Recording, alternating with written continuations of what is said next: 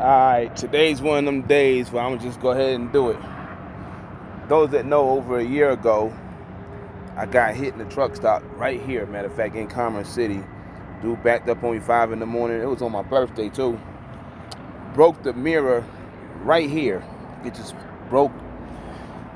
That's cast iron. You can't do nothing with that. Can't get it back together. So I had to sit for a couple of days. Couldn't get the mirror nowhere. If it was anywhere, it was $1,500, $2,200. And who knows when it was coming, because we were still in that COVID mess back order stuff. So they sent me one. I found some dude in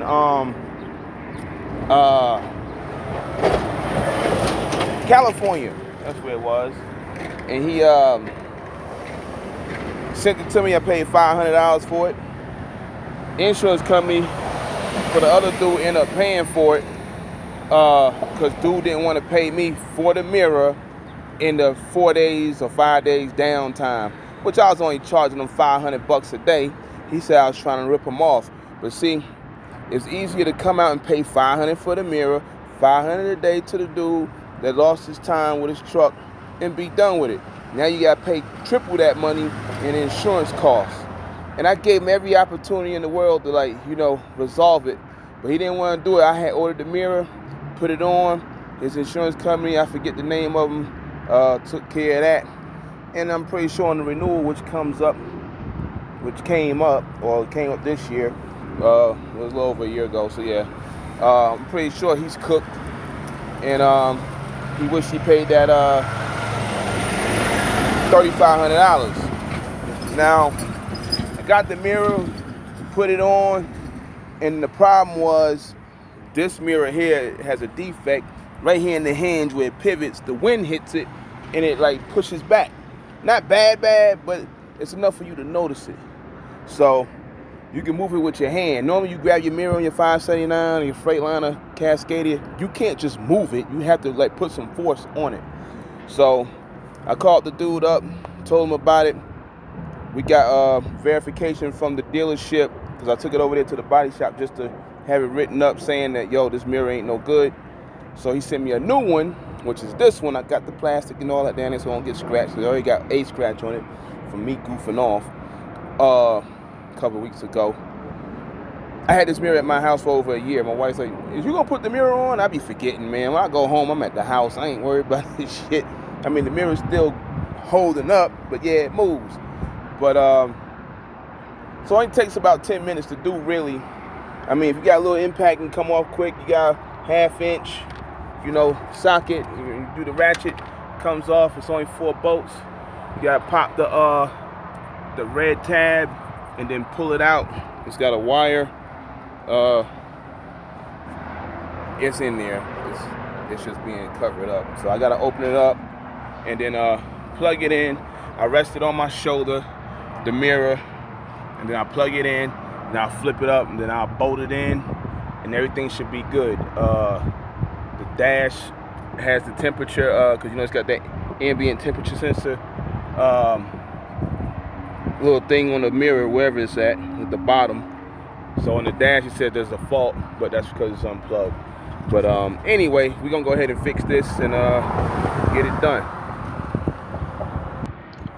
And I'm doing this out here on the street because Sap Brothers is pretty much closed today with the parking lot. They remodeling the parking lot or something, more than 80% of it.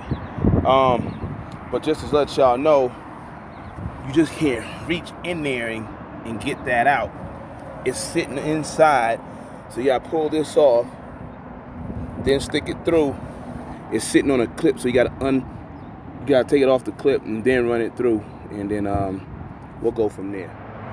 So for the install, you gotta put it like this on your shoulder, and when you're taking it off the door, you better have your shoulder raised so you can put it on your shoulder, because you don't want to drop the whole mirror.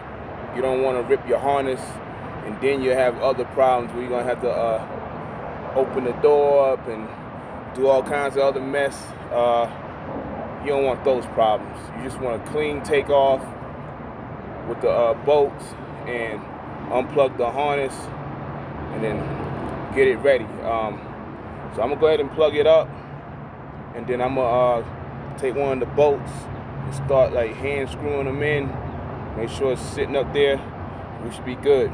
This thing is spring loaded on the inside, so I guess maybe the spring on that one was weak. But we'll be right back. It's up there, nice and snug. It's not on there all the way, but just wanted to show y'all. Also, I had a Kroger yard jockey on this one. He tapped it, and then later that night it fell off. Right here in Denver also. See, matching color, got a little scuff on it, but it's okay. But we're gonna finish ratcheting this up.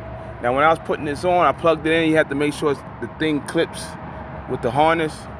Now I had to stand like right here with my head underneath to make sure I held it up while I hand screw those in. I did tighten them up a little bit with the ratchet. So we're gonna be pretty much done. After that, we'll do a little tug test on it and see what it move around like the other one did. We on. Just finish this up real quick. Like I said, if you really at it, it should only take about 10 minutes. You should use 2 people to do this real quick because you don't want to drop the mirror. Damn, I'm tearing up my own door. Get it right. But part of it will get covered up anyway. You don't want to do it too hard. You don't want to crack nothing. There you go. Over here, like I don't know how to. That's because I got the phone in one hand, or the tablet in one hand, and ratchet in another. Now we on, right? That's better than the other one. It's gonna wiggle just a little. The other one will come out. Some of them won't move at all, but that's way better than the other one. The other one will just come out, you know. So then you just put the plastic cover back over it. You tighten it, you fasten it in, and you're done. I checked everything on the dash. Everything's good.